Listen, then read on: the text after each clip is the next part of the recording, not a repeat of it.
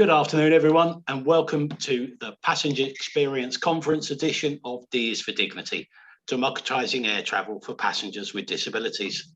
So my name is Christopher Wood, and I'll be moderating the session today. A little bit about me. I'm part of the CAA Access Advisor Group, our own UK regulator. I'm also very proud to be part of the Heathrow Airport Access Group, HARG, and it would be nothing without the tenure of Sarah Marchant helping the group along. And I'm also one third of a new consortium, Air for All, alongside Nigel Smith of SWS Certification and Paul Priestman of Priestman Good. And together we'll be exploring accessibility innovation. And we've already got one top secret project already in the pipeline. I was also invited to be part of the UK government's Global Travel Task Force earlier this year. So you can thank me later for the traffic light system. So now we're going to go and meet our panel, and as usual, the PEC always delivers an incredible panel.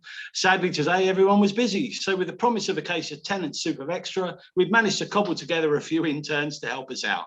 And so let's meet our esteemed panel. So perhaps Sarah, you could kick us off with well, what you do really. Yeah, very happy to. Thank you so much for inviting me. It was the tenants that swung it. I should start with an apology. We've had quite a lot of weather where I live and my internet died a little while back. So I'm on my phone. Fingers crossed we don't get any more power cuts, but if I suddenly disappear, I'll be back, I promise. So my role at Heathrow is all things accessibility and disability. I'm the services manager for passengers requiring support, which means that I do a lot of work with our assistance service provider, but I also look at the airport from general accessibility point of view and just try to make it as accessible as it can be for people with a whole range of disabilities. Thank you, Sarah. Renee. Yes, thank you for inviting me for this roundtable. My name is Rene Adam. I'm employed at FACC since 2017, and I'm in charge of research and technology within the company, but not only for cabin systems and the cabin environment, also for non-cabin stuff like structure and engine and nacelle at the FACC. Thank you very much, Rene. Nico, in the most beautiful place we can visually see you in the mountains there. So with that in mind, just tell us about yourself. It doesn't really matter. We're just looking at the view. Hey, also very welcome from my side. I am Nico Langman. I'm probably the non-expert on this panel. I'm the experienced one since I'm in a wheelchair myself, since I'm 2 years old. And I just came back from Tokyo being a professional wheelchair tennis player who travels a lot in his job. So it does make kind of sense that I'm here, even though I'm not in the business of aviation. And since I just came back from Tokyo last week, I am back home in Austria, as you can see. So I'm also sorry for using my mobile phone, but in the mountains, there was no plug I could find for my laptop. So hello from my mobile phone. Yeah, we're going to move straight on now. And by the way, Nico, you are an expert, so believe you me, that's why we all want to listen to you. Sebastian, a bit about yourself, please. Hi, Sebastian Petri here. Thanks for having me, first of all. I'm with Panasonic Avionics. Here at Panasonic, I focus on, with our teams, partner teams, and across the organization to really work on the new digital products and also physical products on how we make the passenger travel experience better. And in many ways, right, from how things work and how things look like and how the end user experience is for better experiences. And that included also supporting areas for accessibility, which hopefully we'll talk a little bit later on. Thanks again for having me. Cheers, Sebastian. Well, I think it's only appropriate that we kick off with Nico and let us hear his stories, and most recently about going to Tokyo and back. And just before we came on, I picked up some stats that started over in 2019 with the Department of Transport in America measuring wheelchairs that were damaged. And in 1 year, there was something like 6,000. Which is 6,000 too many. It's kind of just a small percentage in the amount that are in plane, but nevertheless, it is 6,000 too many. Those figures are pre-pandemic, so I don't know what they look like today. But Nico, can you just tell us a little bit about some of, well, your trip to Japan? It's got to be the best. Yeah, it was. But as you mentioned right now, obviously there are some issues every time you travel with a wheelchair, especially when you travel for sport. You always have a second wheelchair with you, either for basketball, for tennis, for any sport you actually do. So there's the two probably main issues we had going to Tokyo. The main topics we discussed was we hope that our equipment survives the trip. And when we got to, actually we were 4 tennis players from Austria, and one of the tennis chairs broke on the trip to Tokyo. So as you just said, 6,000 is 6,000 too many. Every single wheelchair that breaks is one too many, because it just takes away all the, I mean, we had at the Paralympics, we had marvelous facilities for repairs, for repairing the stuff, but you don't go every time you take a trip to the Paralympics. Normally there is not a whole staff of repairmen there, so then you're just lost. Yeah. And on the other hand, we had, like, we wheelchair users ourselves, we discussed a lot about the trip beforehand, because it was 12 hours in the plane, and as soon as you step into the plane, you give away your chair and you give away all your flexibility and all your ability to move around on yourself. So this is then when it comes to that, you just depend on the crew, depend on them to do basic stuff like going to the toilet. And that is just a kind of asset at every travel, every journey you make, that makes it less comfortable, that makes it less enjoyable, and makes it maybe for some people not worth the effort to take the journey even, and they rather use another form of travel or not travel at all. So actually we also discussed like strategies like, maybe if I don't drink for a few hours before the plane takes off, then maybe I don't even have to go to the toilet. And one of us did it, and then he arrived with bladder infection, which is also pretty bad. So I mean, that's quite commonplace, isn't it? Dehydration, and just, you could probably get away with it 2, 3, maybe 4 hours, but 12 hours, Nico, that's not going to happen, is it? And he had a bladder infection, or she? Yeah, exactly. He had a bladder infection, and arriving dehydrated after 12 hours, and then at a sports event where it is just about physical exercise and being fit is not the best preparation at all. So yeah, obviously this was probably the main 2 issues going to Tokyo. And at every trip we take, and I mean, I play around like 30 tournaments a year, so we fly 60 times a year there and back again. So at every trip, it is the issues we face. Nico, what's it like at the point that you actually hand over your wheelchair? How does that feel? That must be horrible. Well, I mean, I'm used to it already. I'm traveling since I'm very little, and I had my car accident because of which I'm in a wheelchair when I was 2 years old. So it is the normal procedure of traveling. I can't imagine it any other way, which is sad because it should be another way.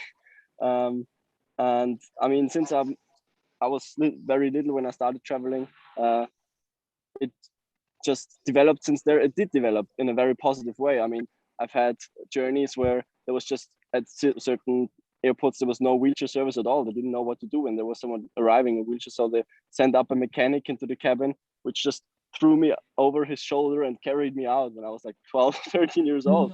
So there was like no wheelchair service at all at some certain airports. And I hope that nowadays this doesn't happen anymore. I haven't experienced it in a long time now. But yeah, it's just traveling in a wheelchair has always been an adventure. Nico, do you think, we were talking about this just before we went live, that, and I know many of us, especially on this panel, have pushed this, that air travel and the way the industry works is definitely revenue driven. And we've always said, look, if you make it more accessible, more people will fly. There is, more a perception around someone with a disability flies on their own. Well, they've got loads of friends, And do you think if the aircraft was more accessible, more people would fly? Definitely. I mean, just last week at the Paralympic Games, I learned that 15% of world population has a disability in some sort. And 15% of people is a huge market. I mean, massive. Yeah, exactly. I think it's about 8 trillion. If you widen the spectrum a little bit and all disabilities, it's something like 8 trillion worldwide. And, we've got Google mapping cities for wheelchair access, Airbnb increasing its amount of accessibility. And yet we have the system to get there, that's up in the sky is still kind of lagging so far behind. So listen, Nico, thank you very much for that. That snapshot was absolutely fantastic. It's something we're all very aware of here. And I'm going to now just kind of move the rudder a little bit to the left. And Sebastian, you've been working on something with United Airlines, an app for visual and hearing accessibility. So perhaps you can just tell us a little bit about that. Absolutely. I think the percentage of disabilities around the globe is a large percentage. So we want to make sure we can serve everyone to have a great travel experience. So when United approached us a few years back, which is fantastic, to really ask Panasonic, hey, can you help us develop an application and a user interface for the on-screen interaction in your seat back, right? On long trips, you're used to those seat back screens. And they came to us with their design house. And so we developed this accessibility feature to really drive or define one of the most comprehensive suites of accessibility features for cabin travel. And the nice part is, they didn't happen overnight, right? So it took several years to develop this, actually 3 years. But now we have developed an application that services any level of vision, hearing, and partial mobility impairment. And when you think yourself like, hey, this sounds, how hard is it? It's actually quite hard to pretend to be someone with disabilities, right? Pretend you can't hear or can't see or only partially see. So obviously it was very important to work with different subject matter expert groups. We also worked with the Department of Transportation. United Airlines actually had people on staff with disabilities. They came to our facility for testing to make sure that the application works as we intended to, so it's usable.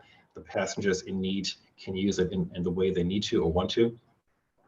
And the fun thing is now it's flying since 2018 across the United Airlines fleet.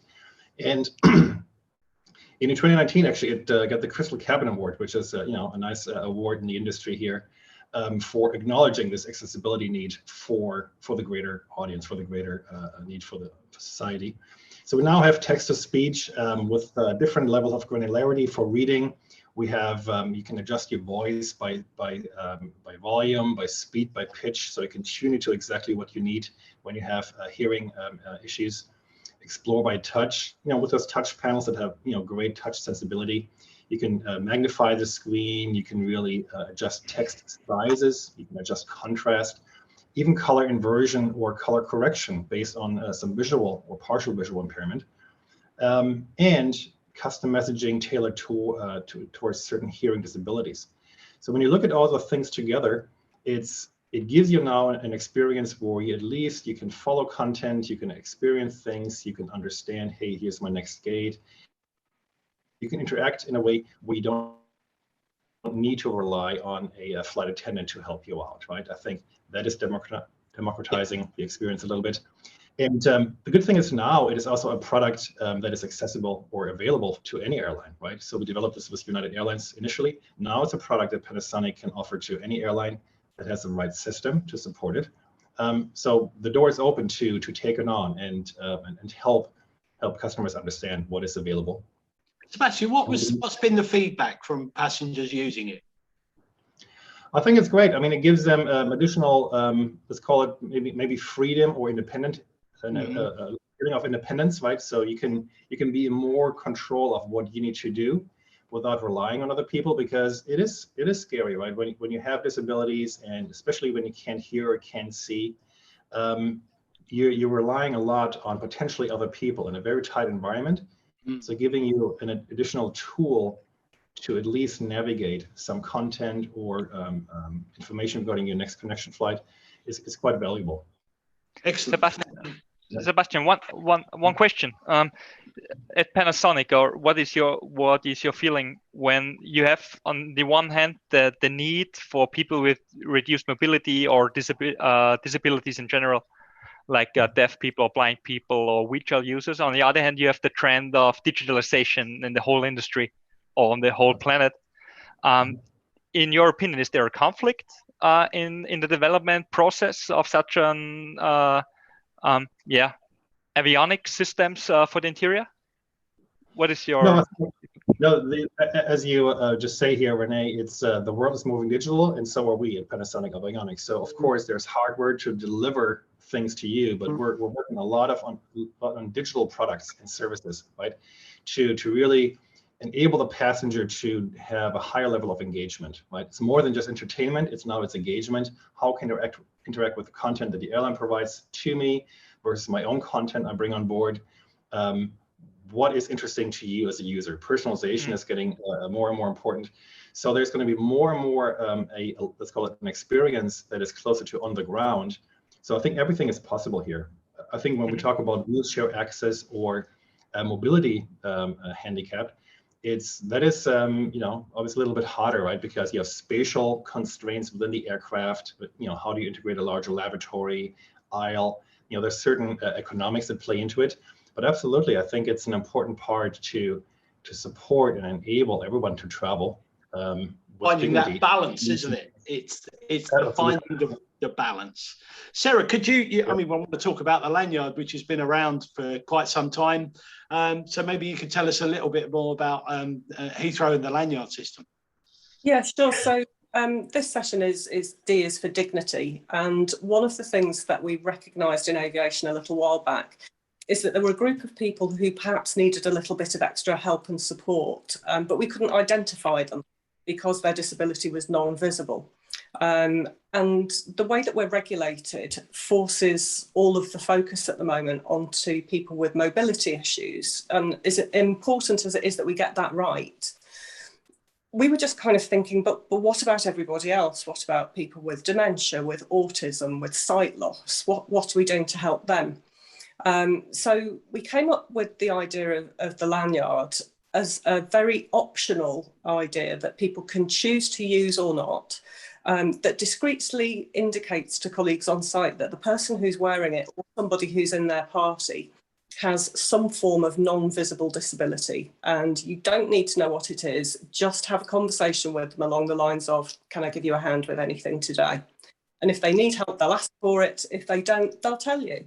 But it's starting that conversation. And feedback that we've had from people is they really like it because it puts them back in control. They can choose how much they want to share about their disability or not. And also it means that they can ask for help and they don't feel like they're being judged. The thing that I think I probably like about it the most is that it's getting people talking openly about disability, and that is such a powerful thing, and that in itself drives change. I agree, and I've seen that lanyard only last week on the tube in London. You know, and it's available in supermarkets. Sorry, people wear them around supermarkets and shopping. It gives you some indication that you're not sure what it is, but that person may need help. But you know, it's there. And the other thing I love, we all watch subtitles now on the phone because we don't want to turn the sound up. And there's even a young couple I know have a newborn, and they now watch all their television with subtitles on, so they don't wake the child. May I also say something? Carry on, Nico. It was just what you just said was so beautiful, that you have the choice to ask for help, because I think this is also something very important, and I find my airport experience often compromised by this, by something you have to do. If you want to check in, you have to go to the special assistants, and then you have to take like way more time, take way more effort, have way more people who help you in a very, not help you, but who treat you in a very weird way, in terms of they just see the wheelchair, they see the extra effort they have to take with you. So every time you go to check-in counter with all my luggage I have, I mean, I've got a second wheelchair and everything, I feel like the person who wants to check me in gets like a small heart attack because they don't know what to do with me. So I really feel that just that what you just said, that you have the choice to ask for help, and then there's someone who actually helps you, and if you don't need it, you do it yourself. I've had, again, I tell you, it's just experiences I had in my life. When I was had a stopover in Dubai for 4 hours, which you have, there's big airlines there, at the airport in Dubai. You were not allowed to go to duty free or to any shop. They picked you up when you landed. They picked you up with the special assistance service. They brought you to a special wheelchair lounge, which you were not allowed to leave anymore for the 4 hours of a stopover. And if you wanted to leave, you have to give them your passport and your boarding pass. So you make sure you come back again, because this was the only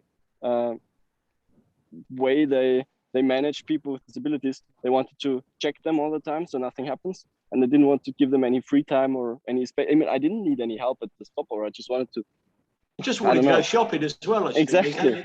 I mean, there was yeah. it's a colleague of mine that works in trains, and he described an airport and that zone where wheelchair people is kept as the crip zone. He said, I want to go shopping. I want to do what everybody else does. Do not park me in a corner. I just want the freedom and independence. And I think to a degree that's been eradicated now. A lot of what is around choice. So you can choose to stay in that hosted area, you can choose to self-mobilise, you can go off, have a glass of wine, buy a handbag, the same as everybody else wants to, and we'll give you a pager so you can come back again if you want to do that. We're just in the process of fitting some wheelchair accessible automated passport reading gates, so that when you're coming back into the country, if you want to interact with a border force officer, you can do. But equally, you can choose to self-mobilise through the gates and use them in the same way as everybody else. So whatever we do, we try to put processes in place that help as many people as we possibly can.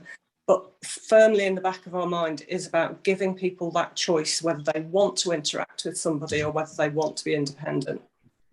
Is that a first for an airport, wheelchair accessible gates? I'm sorry, Chris? Is that a first in passport control? It's a first for me, yeah. Okay, yeah, I didn't know whether it was any other airports or not. We do have a question from the audience, which is always good. One for Sebastian. I can't pronounce this word. People who can't read the alphabet very well. Illiterate or literacy issues. Are they taken into consideration? So I think we talk about dyslexic or something like that. I'm sorry, I couldn't quite hear. So the question was about literacy issues. Oh, literacy, okay. Yeah, so is that taken into consideration? I think we probably mean here dyslexia.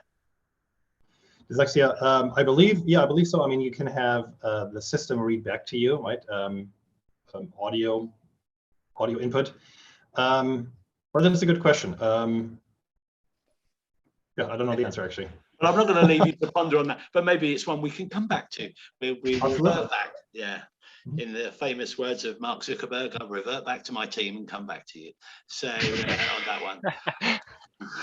And we also want to talk about a little bit about regulation and what this means. And for those in the industry, and we've got two I know of, 1107 around Europe and Part 382 over in the States. And there's some anomalies there which they just don't meet, and we need to change that from a regulatory point of view. And it's I know American tourists who come over to Europe and fly expect to have an aisle wheelchair, but of course, whilst most airlines do it, let me just say that, some don't, and that's invariably so frustrating as a flyer that you come from one massive country to another continent and it's just not going to happen for you. How best we deal with that regulation, Sarah? There you go. Well, I'll come back to initially what we were discussing at the start of the conversation. We were talking about the percentage of passengers who maybe have a disability.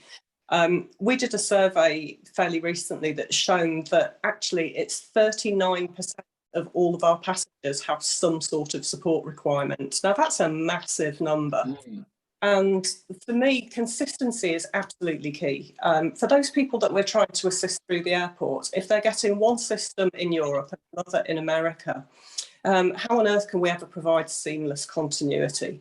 I've actually been campaigning for wider regulation because at the moment, all the regulation is forced onto mobility. I'd like to be regulated wider. I want to be regulated about all of the other areas of the airport, all of the things that people access, not just that service. And I think if we can get that consistency globally as well, but it even comes down to individual airports. At the moment, all of the focus is on the port operator, which I completely understand. It's the right thing to do. But again, that should be wider because it's not just the airport operator that passenger comes into contact with. So if you take Nico going on his journey to Tokyo, he's dealing with his airline, he's dealing with a handling agent. The handling agent is the person who's putting his wheelchair into the hold of that aircraft and guaranteeing that it will get there unscathed at the other end. Now, as far as Nico's concerned, his experience is with either the airport or the airline. And at the moment, only one of those people are regulated. To my mind, every person that he comes into contact with or his wheelchair comes into contact with should have equal responsibility and accountability. It strikes me that that's the way to drive the consistency. I hate to be asking for more regulation, but regulation makes people do it. I think there are always people in this world that are going to do it because it's the right thing to do. And part of my role is kind of being the conscience of the airport and being that person saying, why would you not want to do this? But if it's regulated, people won't. Rene, that would, I mean, Rene and Sebastian, that would help you both. If you know it's become part of regulation, then you can innovate more and come up with these solutions, can't you? Yep. I think part of regulation, there are certain things where I think you do need regulation because they may have a bigger impact or they're harder to either train on people or have processes in place or changing things on the aircraft to enable better accessibility. But when we talk about standardization of, let's say, digital products, this is where Panasonic would also play in. If we can standardize, for example, the visually and hearing impaired support on seatback screens, so you have a better experience. If you can standardize this across the industry, across all the IFE providers or the systems, so that when you fly on airline X with that system, and then you switch over to airline Y with that system, you don't want to have a black and white different experience, right? How can you have that very similar paradigms of how the user uses things, standardized things that work? I think small things like this will help to make it better across the globe, hopefully over time. But I think there's a combination of both, right? Driven by customer demand, saying that, hey, my airline is supporting accessibility, you will attract more flyers, hopefully, but also regulations in order to make sure people are doing things to democratize the air travel as we want to. You concur with that, Rene? Yes, definitely, and I totally agree with Sarah and also with Sebastian. On the one hand, you have always in the airline or in the interior a little bit of conflict because we talk about space, weight, advanced materials. On the other hand, we have people with reduced mobility. They need more space. They need a different environment where we have in conflict in designing the cabin. On the other hand, we also talk about revenue streams and who pay maybe the certification of the product, who pays the implementation. Is there a business case or is there not? And I'm a fan not over-regulating everything, but I agree with Sarah. I think that the driver will be a regulation because on the other hand, it will be too slow. And we talk about space and business case, and if we should implement the lavatory, I don't know, this year or next year or in 10 years. And the regulation will come for sure. It's a matter of time. I agree with you, and I think the other thing is that the byword in aviation is safety, and something we all have. It's right there at the front of everything we do. But here we have a group of passengers who are not safe, who travel with a huge amount of risk. Nico's already alluded to the fact that many the Paralympians there decided to dehydrate when they get on an aircraft. That's not safe. Something's clearly wrong, which leads me into a question from the audience, and it's an old one, but here, and we touched on it earlier. So when are airlines going to do something about toilets on board? Everywhere else has to have an accessible lavatory, and there are products out there, and indeed there are, and we've touched on this earlier, and I've looked at one and helped consult on one of those lavatories. But the reality is, if you've got a 3x2 or whatever it is you've got to work with, there's just, it's illusions and smoke and mirrors to try and make them any bigger, really. That, and I know there's something going through with the DOT to make that bigger footprint certainly on a single aisle aircraft. But I mean, is there anything better we can do apart from smoke and mirrors? No. So I thought that might be the case. So to the person that asked that question is just, campaign just right to your airline or your regulator and say, look, I need to go to the toilet, and you're asking me in. It's funny enough, I was on an aircraft and this lady walked in forwards. Sorry, she reversed into the toilet. And as she came back, without appearing too stalky, I asked her why she reversed in. She just had a hip operation and didn't want to twist in such a small space. And I thought that was interesting. So anyway, but yeah, toilets are a difficult one. Sarah? If we can do it on a train, why can't we do it on a plane? I don't understand. Yeah, is the interior of a train carriage much bigger than the interior of an aircraft? Don't get it. No, I don't get it either. And there's a lot of waste of space on the aircraft. And, you know, even, okay, they're not full at the moment, but the average fill rate in pre-pandemic was what, about 85%? I think for railways, there are clear regulations. Yes. They have to have it. And that's the difference. There you go. Absolutely, yeah. That is the difference. And I know there'll be people listening to this who campaign for better rail, for accessibility. And I often just say that at least we can get on a train. You just can't get on an aircraft in a wheelchair, and that's what needs to change. Once you're on there, and you've got that balance of a thin metal tube, whereas a train can just lob another carriage on the back. So there are kind of differences, but that doesn't mitigate airlines at all. They really need to get their house in order in that respect. We can't have people dehydrating on an aircraft. It's not right, and so we have to change that. And you know, I'll go back to harmonisation again, and yeah, getting the regulators involved. If they, you know, I've spoken to regulators, both the FAA and the CAA, and they're very aware something needs to be done. And I think they're just waiting for clever innovation to come forwards. And once that comes forwards, and am I right in saying, Sebastian, if one airline buys into this, then you know, it's just a case of a domino effect. Everybody else will, and then maybe even a regulator will look, you know, you can do this. So we'd like you to do it, please, before we start signing off a legal piece of paper. Yeah. Well, I think there are, for example, there are laboratories that have, you know, expandability in order to accommodate their needs. So I think that is a great product, and a lot of innovation is done in that space. And yeah, hopefully just more airlines will adopt that over time, because like you said, on a short haul flight, maybe it's easier to not have that, even though it should be. But on a long haul flight, that's really just dangerous, like you said. Yeah, no. And what we also see is that more and more single aircraft comes to more long haul flights. Means there's a trend also in the aerospace industry. You can buy two single aisle aircraft for a twin aisle now, can't you? And it won't be long before Airbus. Yeah, but it won't be long before Airbus will be going buy two single aisle and you get a twin aisle free. You know, there'll be deals coming in. You just know. And also, what Nico mentioned, at the end you have fear when you enter the aircraft, because you don't know what you're doing. 12 hours to Tokyo. Sarah, what would be the impact for more innovation on board the cabin of an aircraft? And let's be selfish here. If someone could access an aircraft in their own wheelchair, what would operationally that mean? Probably financially, and yeah, the passenger experience will clearly be much better. But what would that mean to an airport? So, I mean, to me, that's an easy business case. Firstly, it's greatly enhanced passenger experience, so I can relate that directly to a QSM score.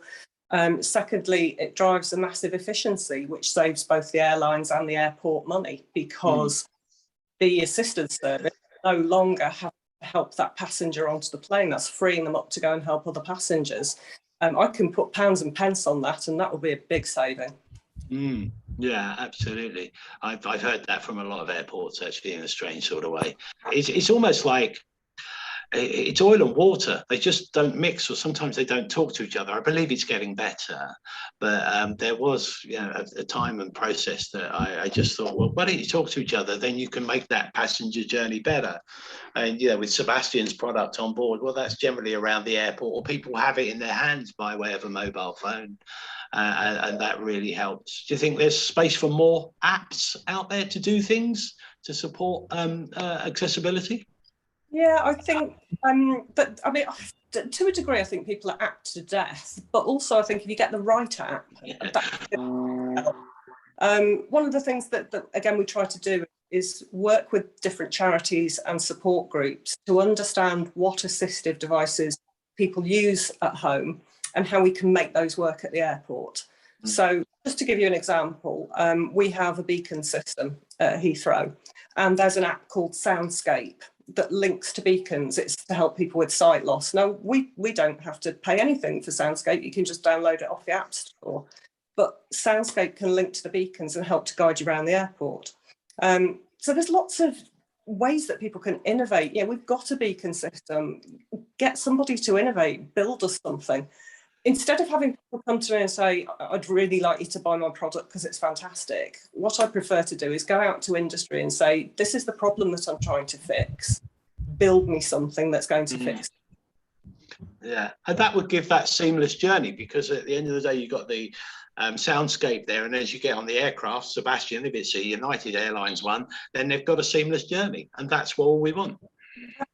So we do have, and to Sarah's point, I think that there's a huge opportunity because of all the digital products that are being developed from Android and iOS, but also when you look at your phone as your second self almost, right? And you have it when you book at home, when you go to the airport, in the flight, then you want to switch modes. We have a product called Companion App that helps passenger on the ground to pre-configure some content they want to watch on the big screen once they sit in the aircraft. And they connect the experience from the ground into the air, where your preferences are stored, and you can keep a log on this. So that's a great opportunity to integrate additional features potentially to say, how can one product host multiple other functionalities so you don't have to switch apps all the time, right? I think just for accessibility needs, there's maybe room to combine and let's say host more things within an app like this, because that is a great product to really connect your personal phone to your then in-seat back experience, right? Where you have this ecosystem of your personal device and the seatback monitor. I think there's a lot of advances we have made and a lot more to come. I've had a couple of questions come in, and one I'll kind of answer. There's a concept for cabins that allows passengers to stay in their own wheelchair. And so why aren't we seeing this on the plane yet? And that's the holy grail, I think, is certainly for power wheelchairs. And I have to say to the person that put the question, there is something out there, and we will be going public with it, hopefully early October, subject to the study being complete. And we had another question, which is also very valuable as we touch about digital and apps and so on and so forth. But we have an elderly, less mobile, dare I say, loyal customer base who don't want apps, who can't use apps. And as the questioner points out, we need to have the human touch points to help deliver that support. Now, that's across the board. And I can think of my own mother. Even I have to book her a flight online. She's never going to do it on her own, and let alone an app around an airport. She's never going to be able to do that. So we still need human interaction, again, on the seamless journey. And that has to be bore in mind. There's I know I think pretty sure T5 has quite an elderly capture of passengers going through. Am I right, Sarah? It really does. A lot of the passengers that we see from certain destinations tend to be quite elderly, frail, maybe connecting onto another flight, so maybe having to change terminals, may have never come to Heathrow before, may not speak the language.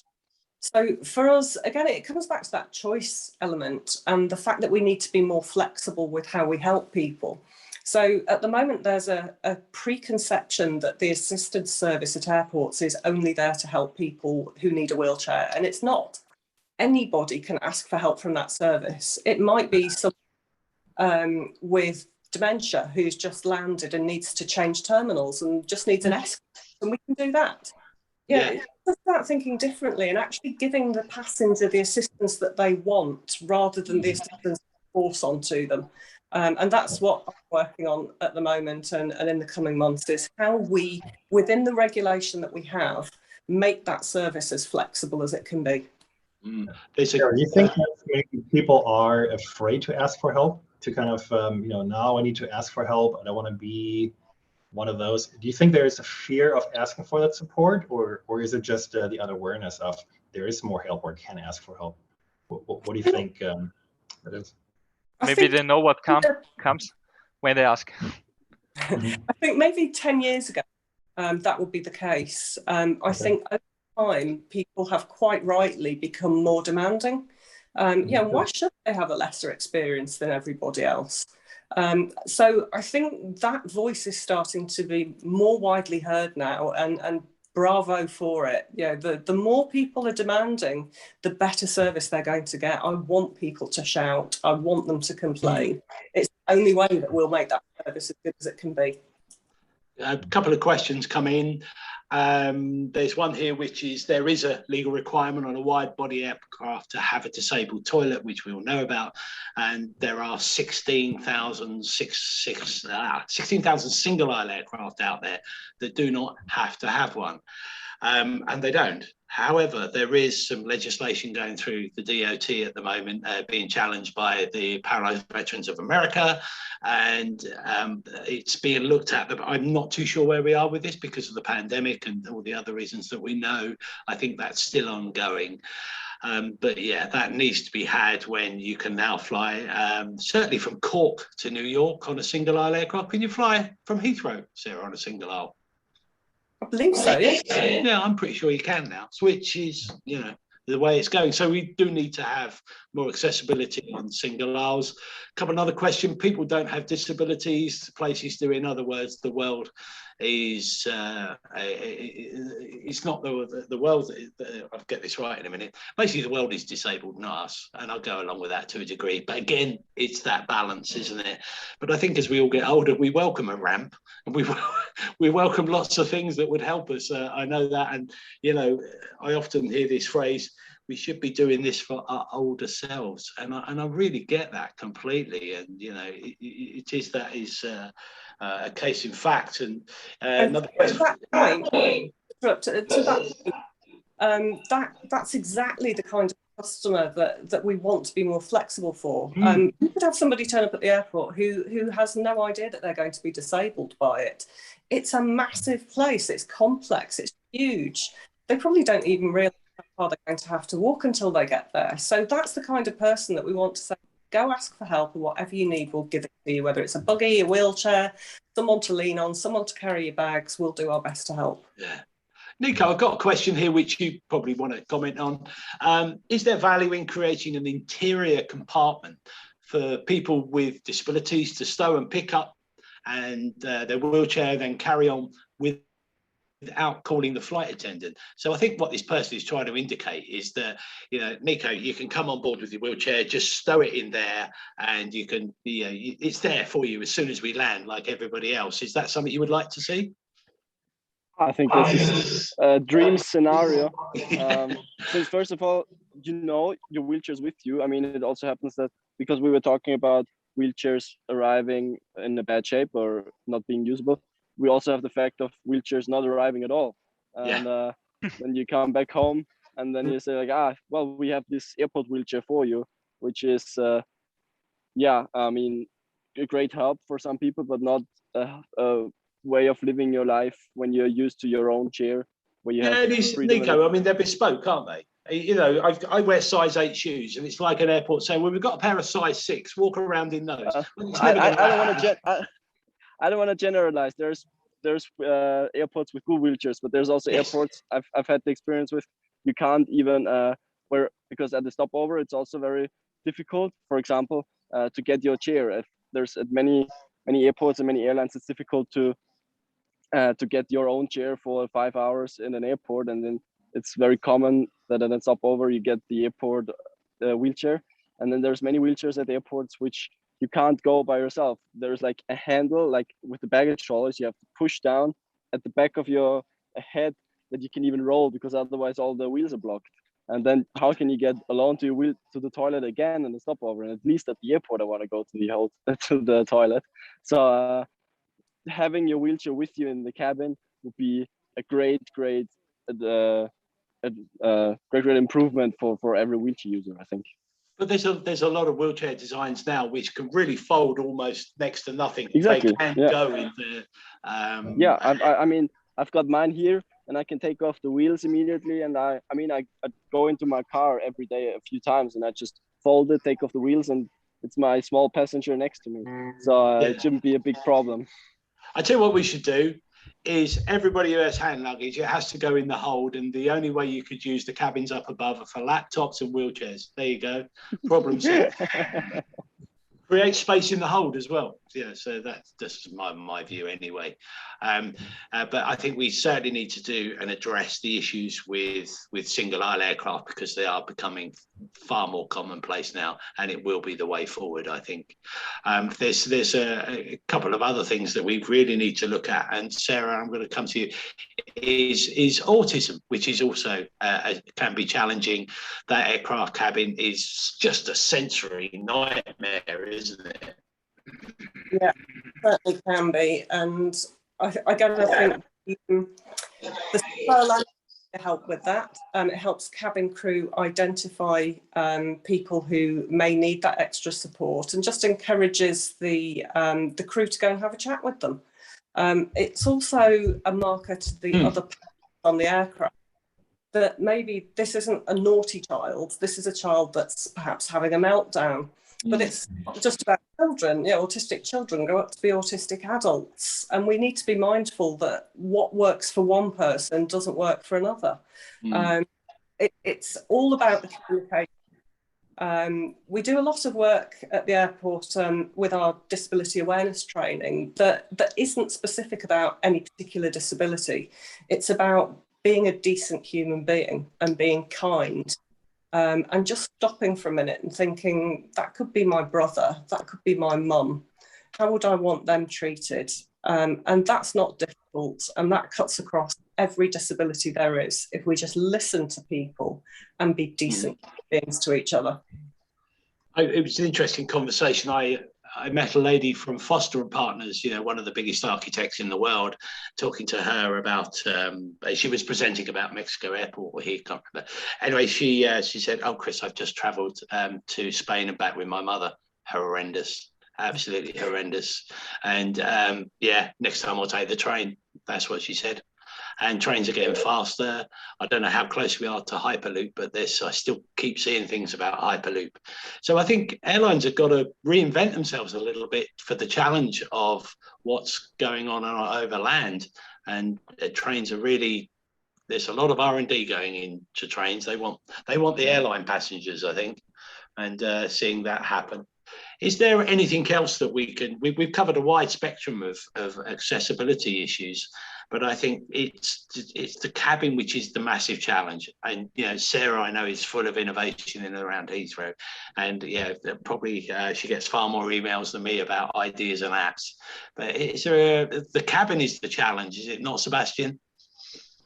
It is, yeah. I think the problem you do have spatial constraints within the aircraft, like aisle width, right? For example, like wheelchair. That's why they have those super narrow wheelchairs for the aisle, because regular wheelchairs really fit through that. So there's just unfortunately certain economics or sizing issues that make certain things a little bit harder. But we have all seen those labs that can accommodate wheelchair users in the cabin. So hopefully that is becoming a bigger trend to support that. But yeah, obviously, I think convertible seats or convertible areas where you can have maybe roll in your own chair and dock in or so. I think that there are concepts out there. That'd be great to explore what can be done to at least support some people. Maybe not every single traveler, but in some way move the needle forward. Yeah, the important topic with innovation is always bring the idea to the market at the end. That's the important topic. And coming back to the apps as well, I know that there are apps out there that people can choose to hold a profile of themselves and the kind of assistance that they need and how they like to be spoken to. Things like that, that's very personal to you. In the cabin of an aircraft, sharing that with the crew could be really helpful. It could hold information about dietary requirements, or just a message if they're non-verbal saying, "I'm in some pain, please can you help me?" Or "I need to go to the toilet, could you please take me?" I think there's a lot of scope out there for still innovation in the cabin and that communication between the passenger and the crew. Yeah. But what is it? Sorry, go ahead. But what we mentioned before, when we have a seamless journey, or we want a seamless journey, there is the need to communicate with all participants and all stakeholders in the industry. And I don't know if there is a strong interaction between all these participants. And I think that is one point we have to force, that we understand the journey from going out at home, closing the door, and land on and travel from A to B, and understand the journey itself for people with disabilities. Because engineers are always used to find solutions for themselves, so what they know or understanding maybe the wrong problem, but the engineers maybe have no disabilities, but have to find solutions for people with disabilities. And maybe that's also an issue we have to talk about and face.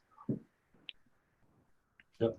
And yeah, I agree, Renee, right? And I think maybe one point I would like to add on to what Sarah said regarding when you talk about personalization, and data is becoming a really big player now already, and even more over the next few years, on helping airline understand who their passengers are, their preferences, their needs, communication with cabin crew, with their crew terminal. So there's a lot of stuff we're already working on, because data will become a key point of understanding, hey, you're my passenger, I have a name, not just a number.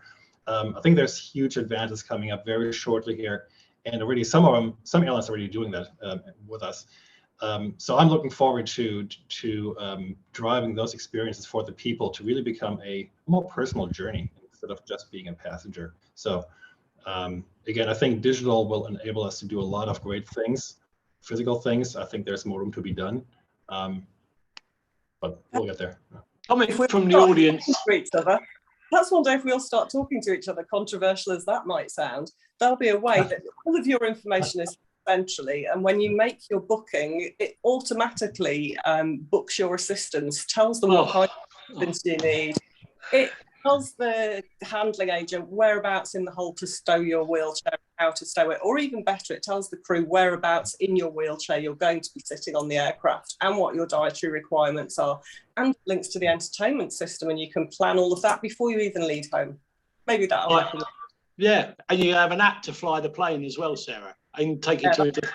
Yeah, that would be good. A lovely comment coming from the audience. Well said, Sarah. Kindness is becoming a rarity in the travel industry. As nice as that is to see that comment, that person has made that comment because she's encountered unkindness. It's brilliant.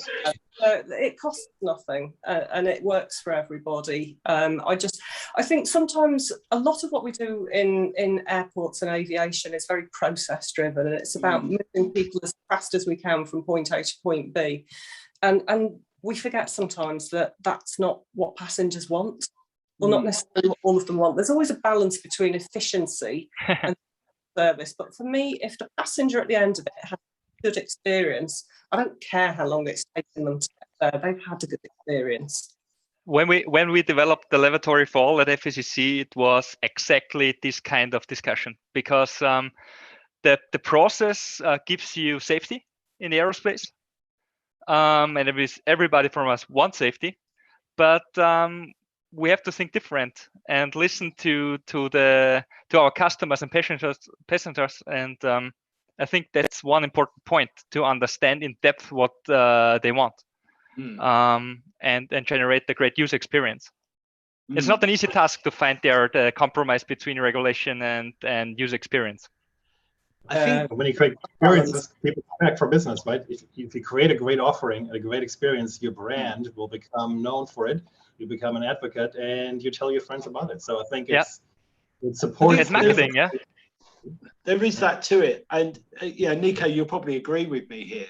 Is that quite often when, and I'm not talking about aviation here, although there's a wide spectrum of travel and even building a shopping mall, is that they come to the community that uses wheelchairs or has a disability, and that company wants to tap on that knowledge that someone like Nico or even myself has as kind of user people, and they want it for free.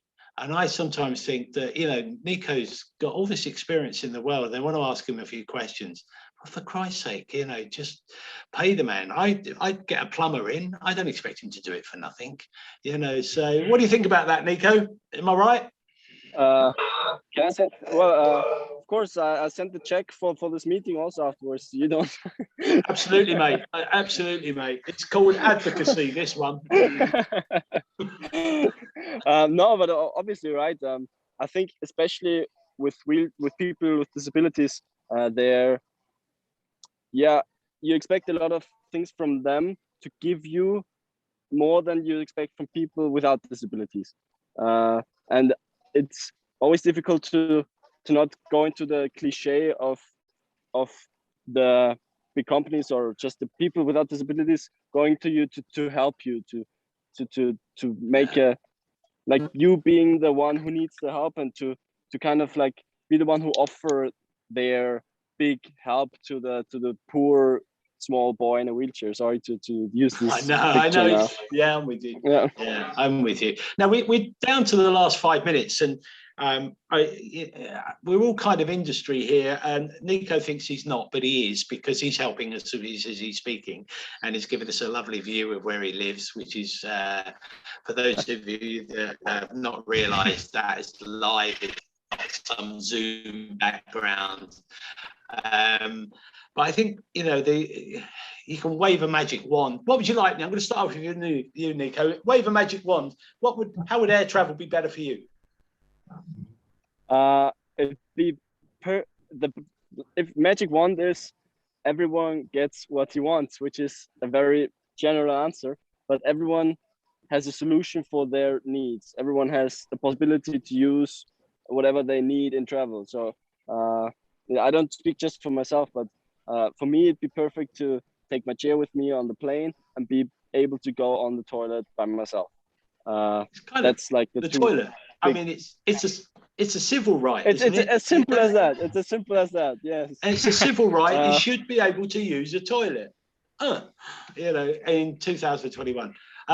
Go on, Sarah. Go on, wave your magic wand. Oh, my magic wand. I think for me, it's everybody doing everything end to end. So end-to-end regulation and end-to-end software and equipment that speaks to each other. So we don't get those things that get dropped in the gaps. That's my magic wand. Yeah, so you know, it's harmonization. What happens at Heathrow happens in Singapore, happens in LAX, happens in Stockholm. You know, we all want to be traveling with the same things in mind. It's a global industry. There is no borders in the air. And so therefore it should be as harmonization as simple as possible. And Renee, what would you like?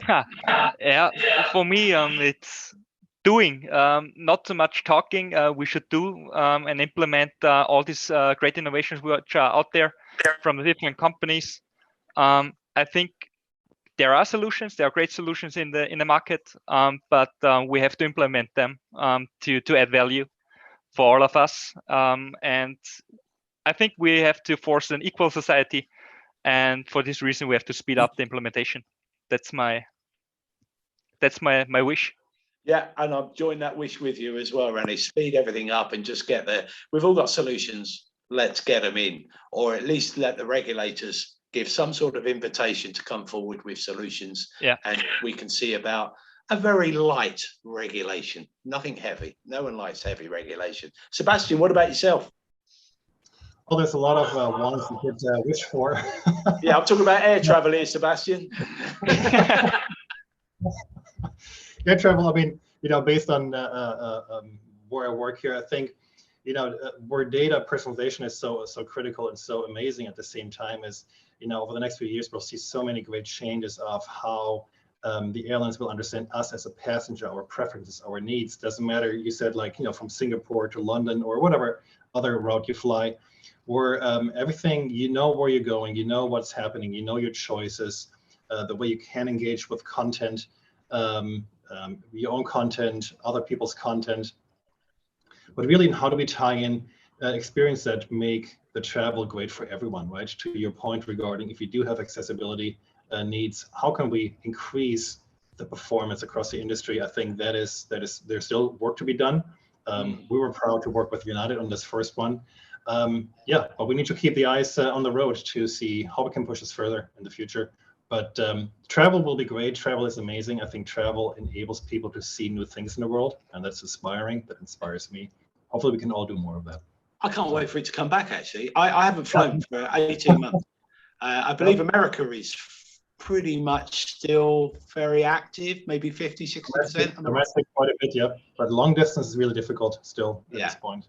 International is difficult, yeah. Are you seeing signs of an increase, Sarah? Yes. we are. Things are picking up, which is great to see. We've just had our busiest month, and hopefully things will continue in that way. It does look like that, doesn't it? It does certainly seem, you know, like there's people around me talking about going away for the winter. Certainly, I'm not sure I'm really going to start looking till early next year, but I've got a holiday next week in Costa del Shropshire. For anybody who doesn't know where that is, it's a bit of the country of the UK, and it's not hot, it's boring and miserable, and it's certainly not as pleasant as what I'm looking at. Nick, I'd like to thank you for joining us. And you know, Philly, from a very difficult and challenging place that you're in, and making us all salivate for that, because none of us can go anywhere. And Sarah, again, thank you for joining us, and we'll be catching up with each other very soon. And as also Rennie and Sebastian as well. I mean, it's been an hour of it's great to talk to the innovators as well, because you don't often get them on these panels. So when they talk about, you know, all the solutions that are out there, but frustration, would you say you're frustrated by regulation sometimes, Sebastian? There's a need for it, and it's good to have regulations. Sometimes they make it a little bit more difficult, but you know, it's they're in place for a reason, right? So. They are indeed. Well, it's time to wrap up. So thank you, everybody.